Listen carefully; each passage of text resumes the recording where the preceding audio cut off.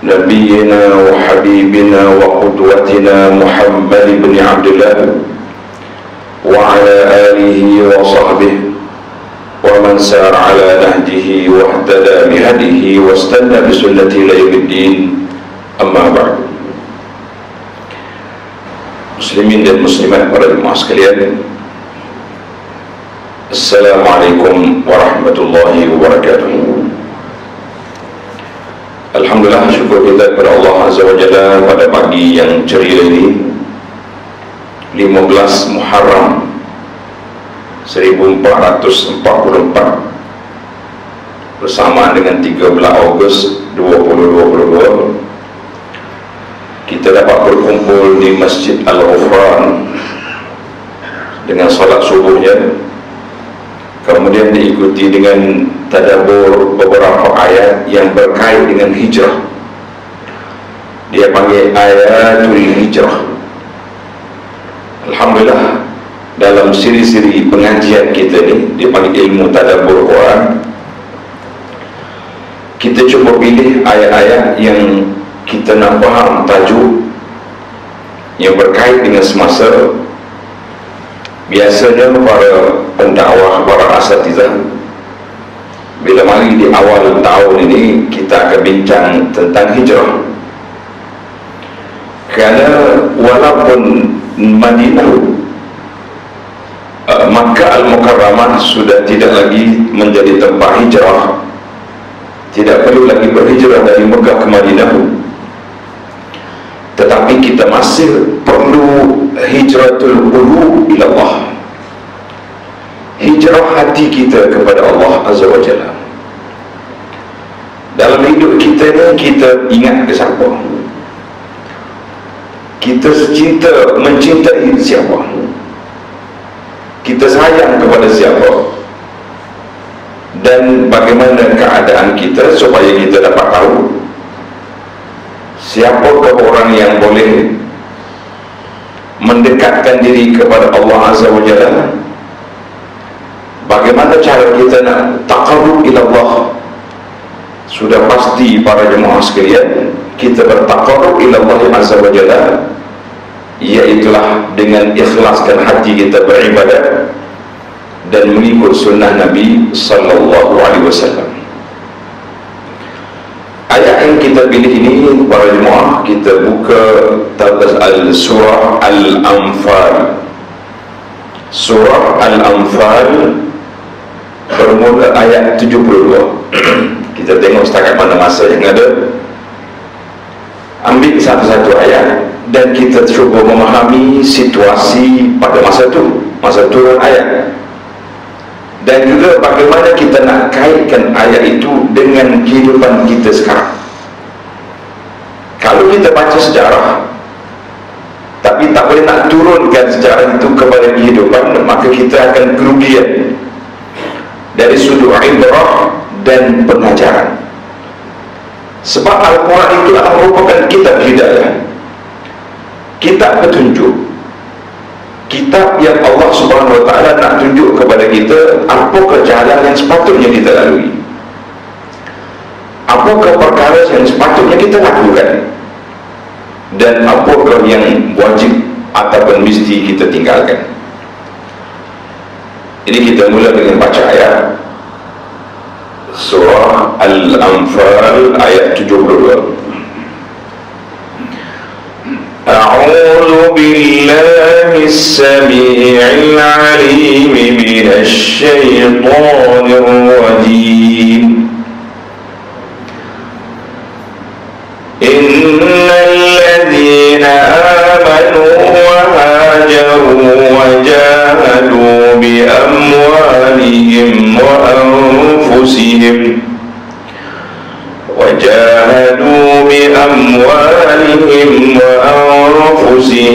في سبيل الله والذين آووا ونصروا أولئك بعضهم أولياء بعض والذين آمنوا ولم يهاجروا ما لكم من ولايتهم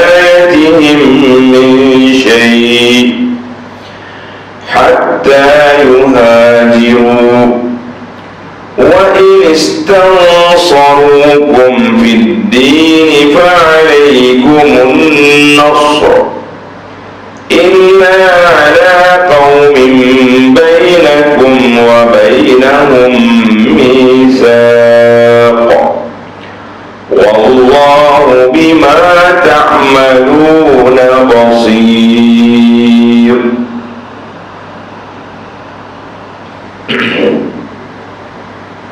Itu ayat yang kita baca.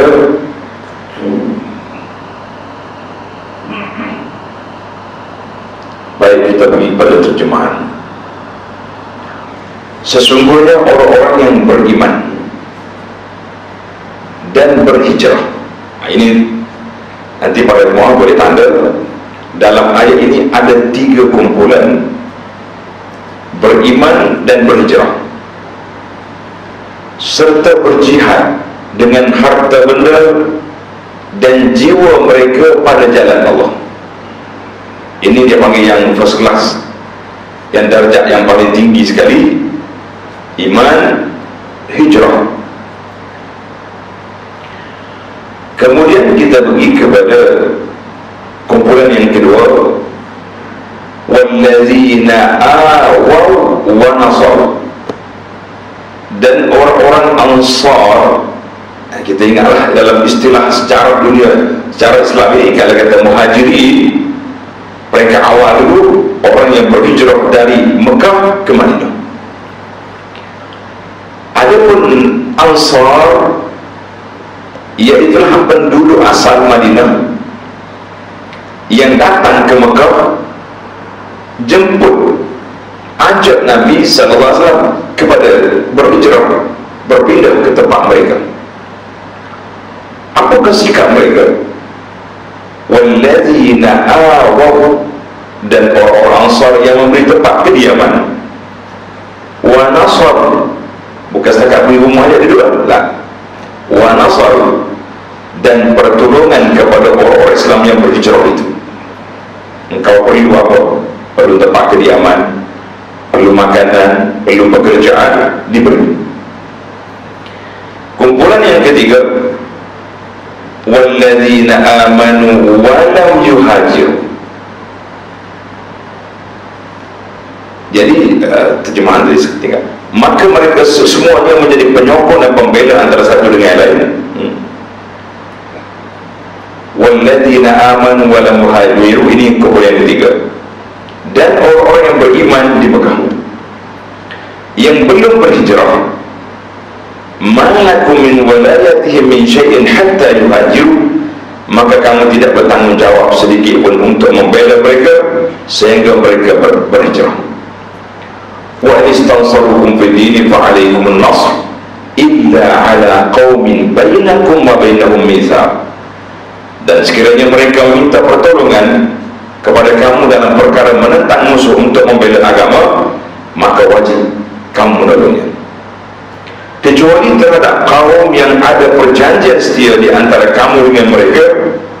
Wallahu bima ta'maluna basir, dan ingatlah Allah amat melihat akan apa yang kamu lakukan.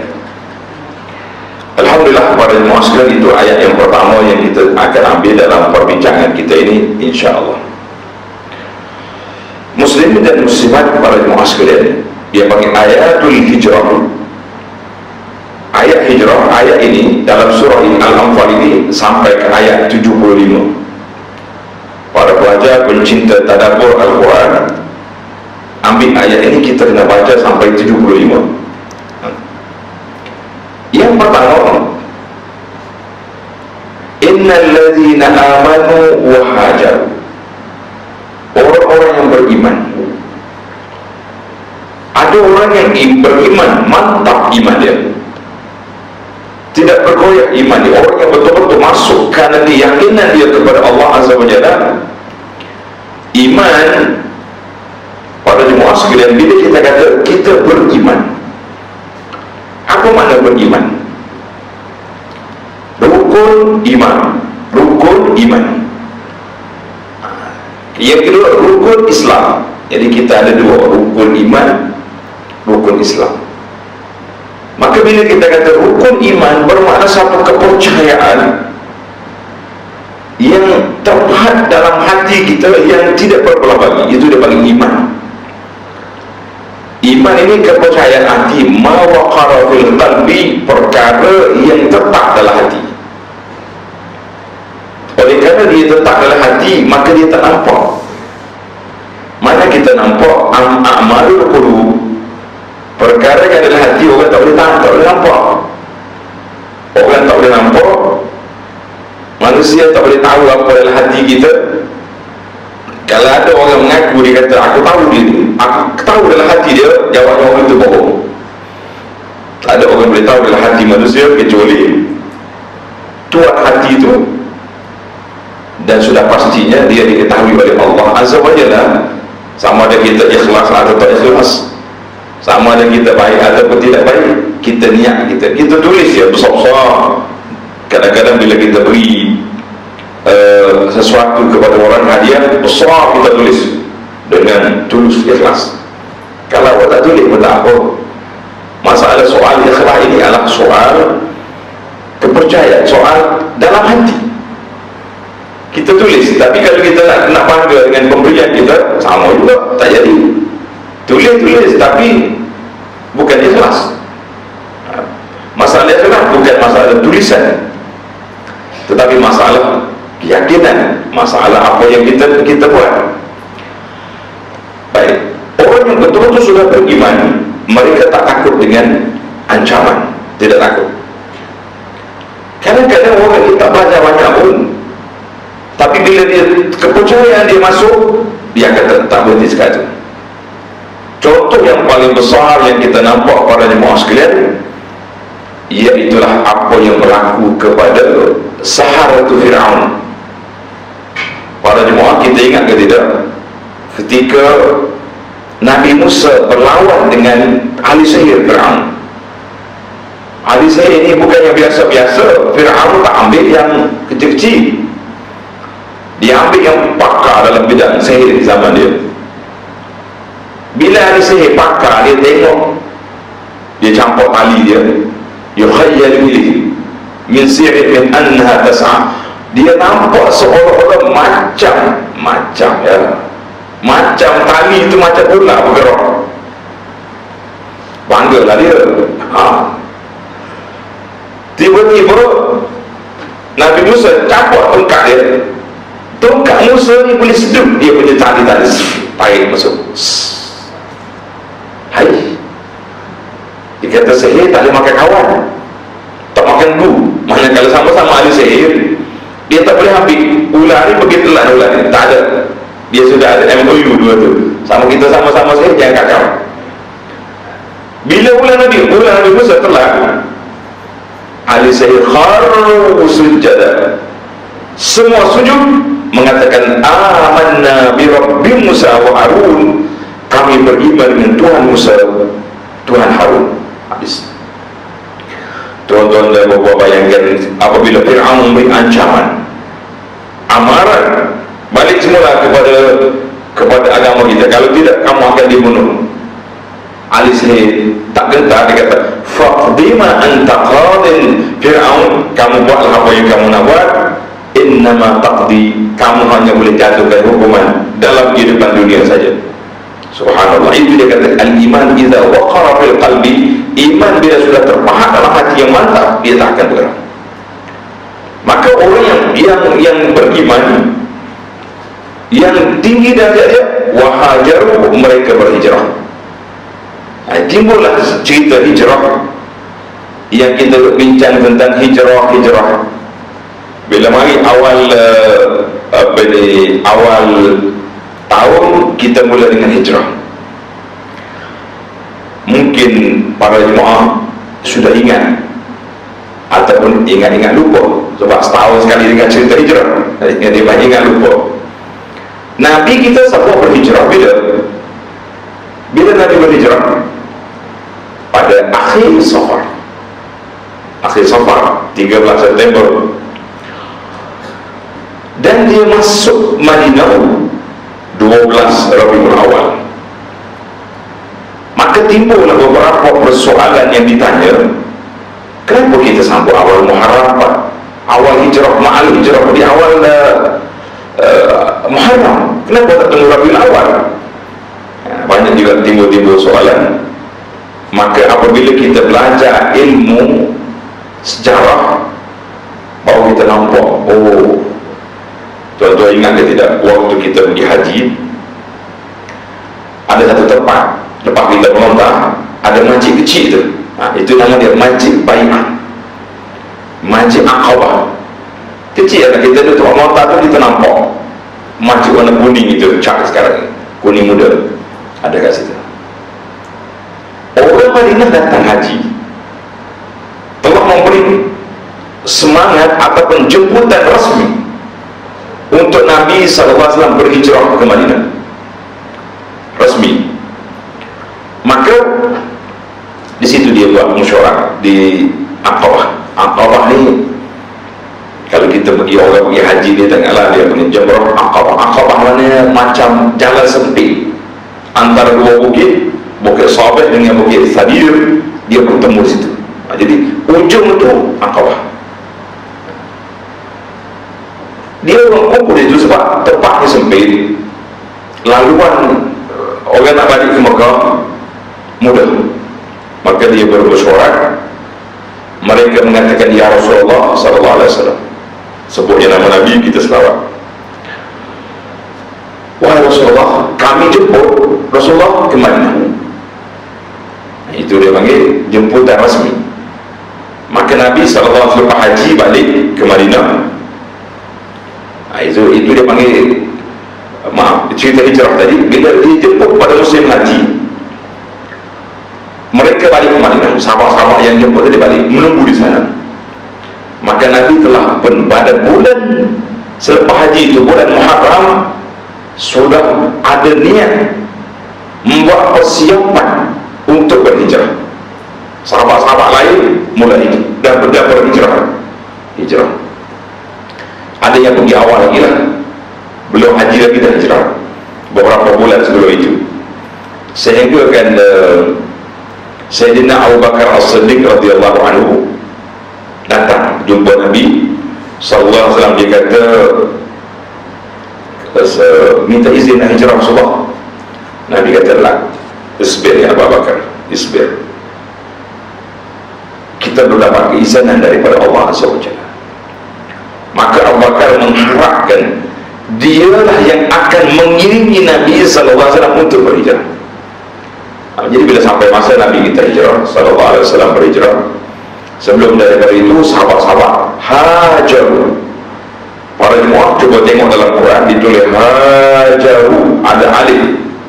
Sedangkan kalimah hijrah cukup dengan hajara.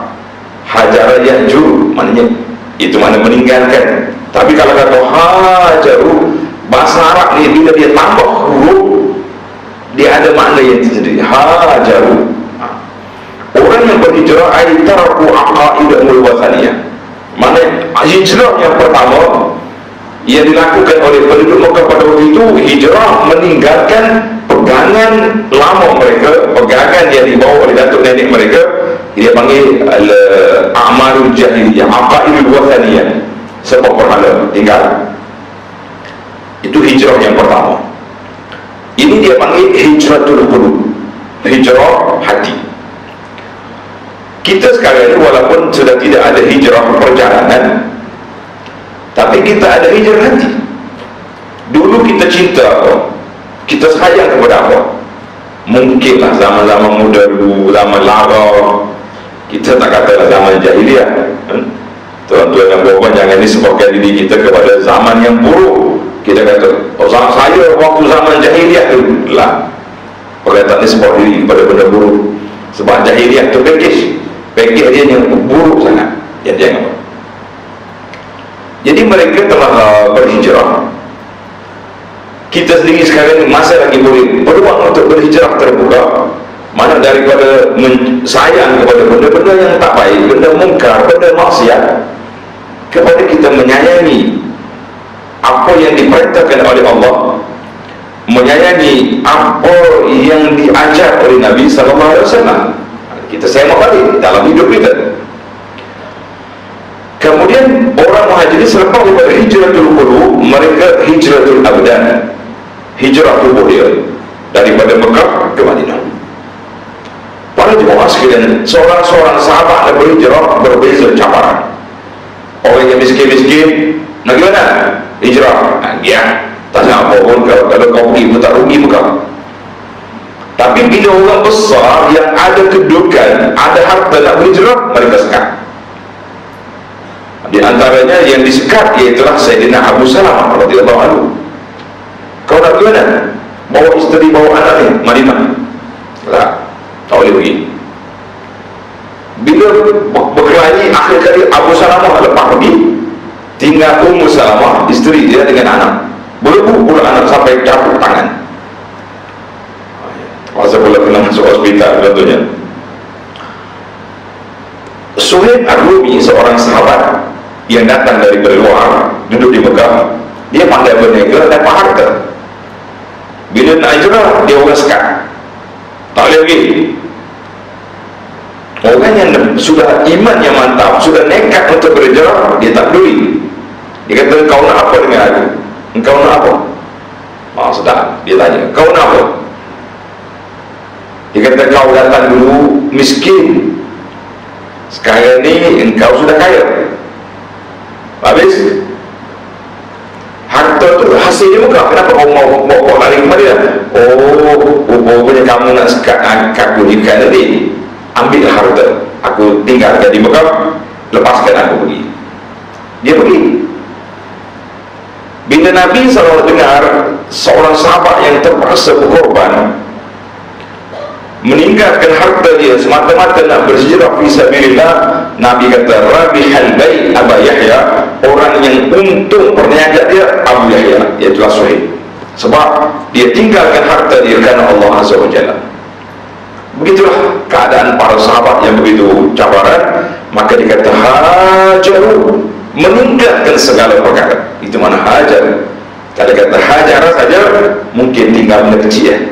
Aku tinggal sikit-sikit. Ni bukan tinggal sikit-sikit, tinggal banyak, yang bawa sedikit. Allahu Akbar. Maka Allah sebut di sini, ia mengkumpul yang pertama, alladzina amanu wa hajaru wa jahadu. 3 peringkat. Ia beriman, berhijrah dan berjihad fisabilillah. Tak salah kita, itu kumpulan yang pertama. Maka Nabi SAW beritahu, apabila ditanya oleh para sahabat, siapakah pejuang Islam? Siapa dia betul-betul orang juang? Qala Nabi sallallahu alaihi wasallam, man qatala litakuna kalimatullahi al-ulya fa huwa fi sabilillah. Nabi tak bagi spesifik orang ni payah. Biasanya al-lafzun nabawi, jawapan yang Nabi beri kepada soalan para sahabat, dia akan beri jawapan umum. Jawapan ini boleh dikembangkan kepada semua umat dia yang layak. Maka Nabi kata, man qatala litakun kalimatullahi al-ulya, untuk menegakkan agama Allah, meninggikan agama Allah, fa huwa fi sabilillah, maka itu yang dikatakan fi sabilillah. Jadi kita semak amalan kita semak perjuangan kita. Aku buat kerja ni untuk apa? Untuk nak naik nama kita, untuk nak dapat tempat dalam masyarakat, supaya orang puja kita, orang puji kita, sehingga kan kita tak boleh bergerak kecuali semuanya dikepung oleh pengikut-pengikut. Nak berjalan pun tak boleh, nak bergerak. Kita kata itu perjuangan kita. Tetapi kalau pengikut yang buat masalah, yang tak ikut syariat, tidak ditegur kerana takut dia lari, kita kata tak. Orang yang qatala litakun kalimatullahil ulya, orang yang bergerak, berjuang untuk menegakkan agama Allah, maka itu fisabilillah.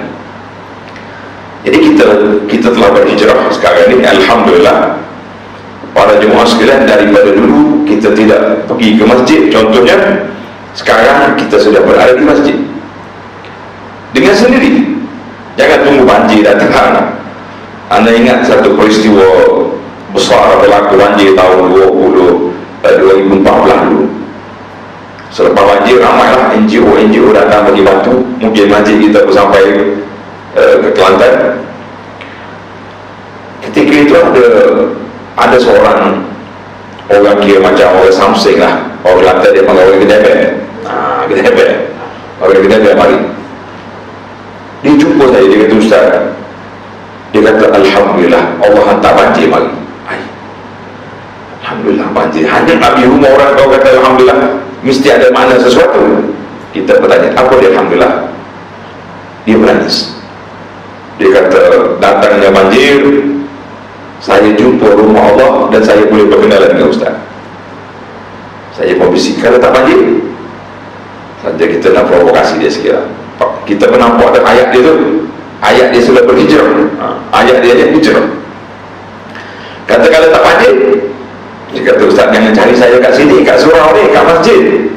Dia punya kepala samsing dia tempat orang belagakan ayam, tempat orang judi. Dia panggil samsing kampung lah, orang Kedebek kampung. Kita kata Masya Allah, Allah Ta'ala bagi ujian sikit untuk kembalikan kita ke jalan Allah.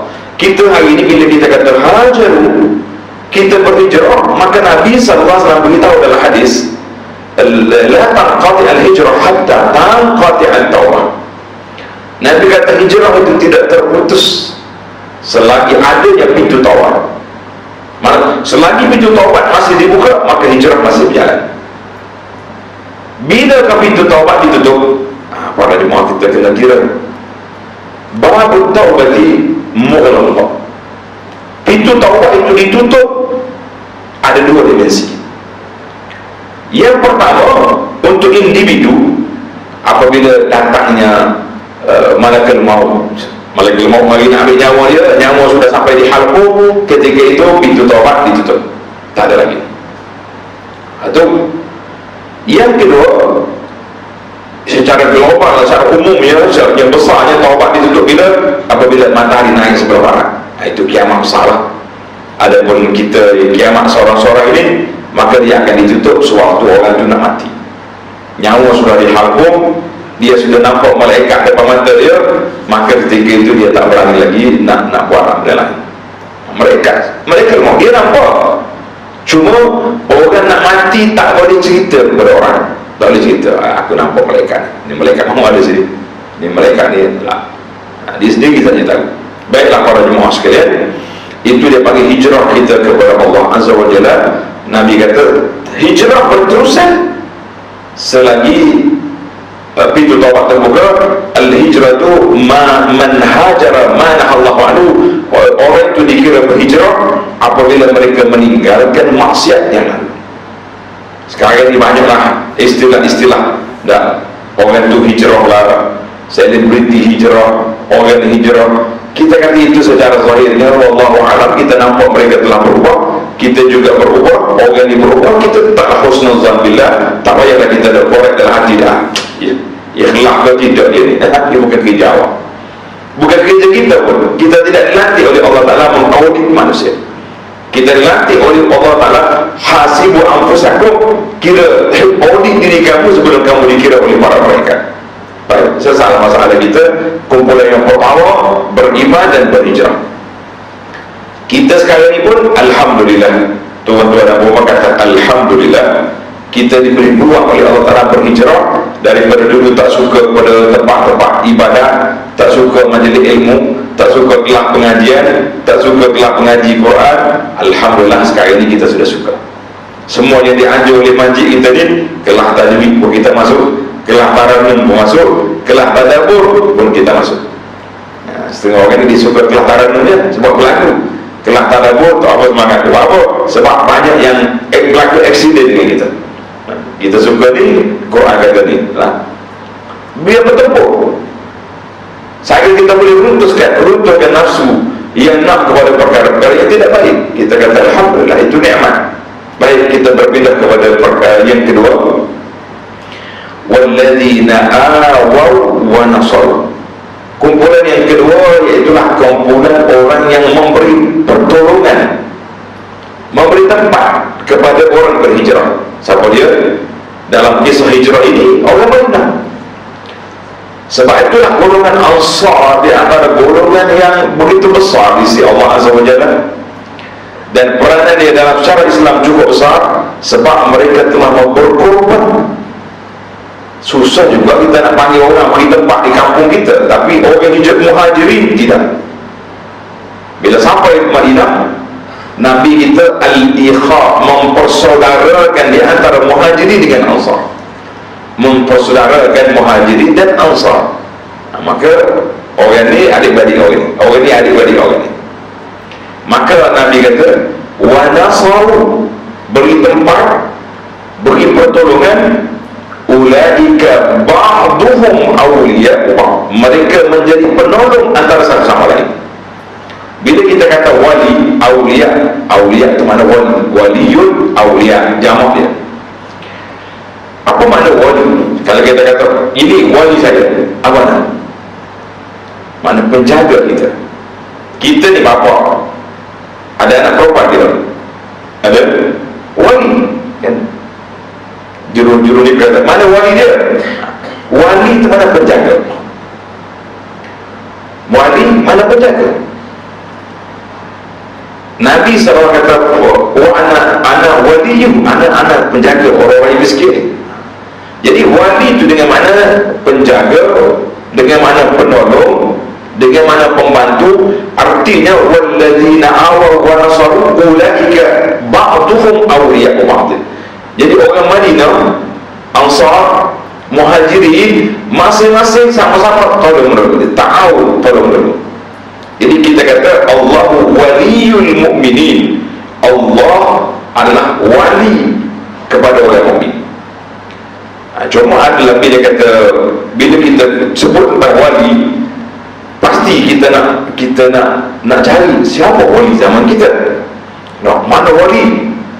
Maka ramailah orang declare dia sebagai wali. Saya ni wali, sultan aulia, penjaga dunia ini. Kita kata itu semua itu dakwahan. Tidak ada satu fakta yang jelas, kecuali menimbulkan perkara-perkara yang pengikut-pengikut ni yang buat sendiri. Pengikut ni nak naikkan darjat tauhid dia, maka dilantiknya wali lah, macam-macam wali, ada istilah. Sedangkan dalam Quran kata ala inna awliya Allah. Ingat wali-wali Allah Ta'ala siapa? Alladzina amanu wa kanu yattaqun. Orang yang beriman, orang yang bertakwa, itu wali. Mari di zaman kita ini terbalik pula. Ini wali besar kan? Mana kau tahu? Oh, dia ni tak solat dia di masjid orang. Dia solat mana? Mekah. Solat Mekah. Tak mari main mana? Dia main di Masjid Haram. Kita tak usah cakap banyak. Kita ni ahli travel, ahli musafir. Mekah dengan Kuala Lumpur berapa beza waktu? 5 jam. 5 jam beza. Takkanlah kita solat jemaah sini, solat jemaah solat dia. Solat jemaah apa waktu itu baru pukul 7 pagi. Kita kena cerdilah juga dalam masalah-masalah ini. Jangan diperwalikan oleh orang yang tak ada pasal, maka kita pun jadi wali lah. Maka di sini Allah Ta'ala sebut kumpulan yang kedua, kumpulan Muhajirin yang telah memberi kedudukan yang besar kepada para jemaah Islam. Kemudian baru datang kumpulan yang ketiga, innal ladzina amanu. Kumpulan yang ketiga iaitu walladzina amanu wa lam yuhajir. Ada orang beriman tapi dia tak mau hijrah. Dia beriman di Mekah, tapi dia tak mau ikut ke Madinah. Sebab sayang ke keluarga dia ke, sayang kepada harta benda dia ke, ataupun ada masalah lain yang kita tak tahu. Maka Allah kata apa? Malakum min walayatihim min syai'in hatta al-ajur. Kamu tak ada wilayah, tak ada tolong menolong di antara mereka sehingga mereka berhijrah. Maka kita boleh mengisytiharkan di sini bahawa maknanya kita dalam kehidupan kita sekarang, kita ada 3 kumpulan. Orang yang berani berhijrah. Yang kedua, orang yang memberi pertolongan kepada orang yang hijrah. Mana contohnya sahabat ini nak hijrah, kita kena bantu dia, bawa dia ke majlis pengajian, bawa dia ke masjid, bawa dia bercampur dengan orang-orang yang soleh, yang suka majlis ilmu, kita bawa. Kemudian sekumpulan yang ketiga yang beriman tapi tak hijrah, ini kerja kita kena dakwah mereka. Dakwah. Kita ni dulu kita sama-sama kan, sama-sama muda, sama-sama pergi sana sini. Sekarang ni kita pun sudah sama-sama tua, tanda-tanda ketuaan kita tu sudah nampak ubat di kepala. Jom ikut aku ke masjid, kena bantu. Sebab walaupun dia beriman, tapi kalau dia sendiri tidak menggunakan masa yang ada, dia tidak berhijrah fisabilillah, maka orang itu juga satu kerugian. Jadi para jemaah sekalian, kita bolehlah buat kesimpulan ringkas yang mudah bahawa dalam hidup kita ini mesti ada hijrah daripada perkara yang tidak baik kepada perkara yang baik, daripada yang sudah baik kepada lebih baik. Kita tak mau lagi kita kata hari ini lebih baik daripada semalam. Kita pun tak tahu, boleh jadi semalam lebih baik daripada hari ini. Cuma kita mengatakan kita nak cuba buat yang terbaik dalam hidup kita ni. Maka beberapa langkah perlu diambil. Tuan-tuan boleh tangkap secara ringkas. Langkah yang pertama, kita kena letak matlamat dalam hidup kita, menyadari matlamat hidup. Aku hidup ni untuk apa? Betullah kata orang berbeza di antara makan untuk hidup dengan hidup untuk makan. Itu pun berbeza. Kenapa orang makan? Sebab hidup. Kalau tak makan, sakit, mati. Tapi kalau kata aku ni kerja tu hidup untuk makan, ya lah. Mana bila hidup untuk makan, kita jadi hamba abdi kepada harta benda, kepada benda, kita kata tidak boleh. Itu yang pertama. Langkah yang pertama, kita kena sedar bahawa diri kita ni matlamat dia Allah Ta'ala sebut supaya kamu mengabdikan diri kepada Allah. Yang kedua, kita kena sedar bahawa dunia kita ni akan berakhir bila-bila masa. Akan berakhir bila-bila masa. Jadi kalau kita tahu kita berakhir, kenapa kita mau? Kita tidak mencari pengakhiran yang terbaik. Sebagaimana disebut al-a'malu bil khawatim. Amalan kita ni pikiran yang terakhir. Dia lama ke awal pun macam-macam benda yang dia buat. Contohnya na'udzubillah. Tapi di akhir alhamdulillah dia sudah jadi orang baik, orang soleh, orang jaga solat, jaga puasa, yang wanita jaga aurat. Ini masalah hijratul aurat ni pun berat juga. Hijrah wanita ni nak jaga aurat bukan senang. Saya cukup gembira bila tengok alhamdulillah hari ini ramai sudah orang muda-muda hijrah awal. Kalau dulu kan kita tengok orang muda ni tak ada hijrah, macam-macam dia punya pakaian, tapi sekarang nampak yang muda hijrah awal, jaga aurat. Kita kata alhamdulillah, itu nikmat. Sebab kita tahu mati dia tak kena umur. Kalau mati ada hak umur, bermula umur 55 tahun, malaikat maut dah cari. Kita boleh lara 5 sampai 50. Sekarang ini yang 20 tahun mati, yang 2 tahun mati, yang 2 hari mati. Maka tidak ada. Jadi kita ambil langkah yang kedua, iaitu langkah iaitu menjaga kedudukan kita yang begitu, menyadari bahawa kematian itu bila-bila. Kemudian barulah kita pergi kepada taubat, meninggalkan dosa-dosa yang lepas, dan pengisian yang sangat penting.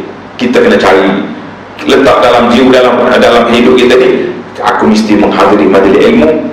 Ilmu yang kita nak belajar, ilmu yang mendekatkan kita kepada Allah melalui jalan yang diajar oleh Nabi SAW. Jangan boleh kita pergi cari nak hijrah daripada dalam pergi masuk dalam perangkap-perangkap.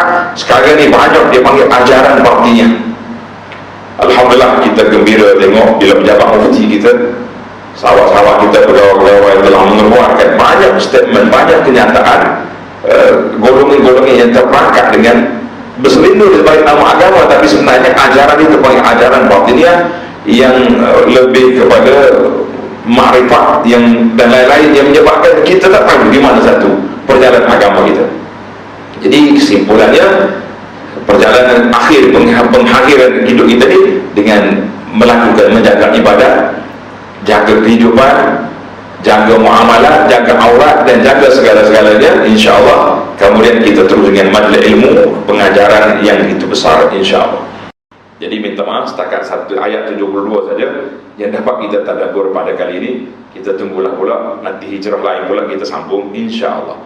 Subhanakallahumma wa bihamdika asyhadu an la ilaha illa anta astaghfiruka wa atubu ilaik.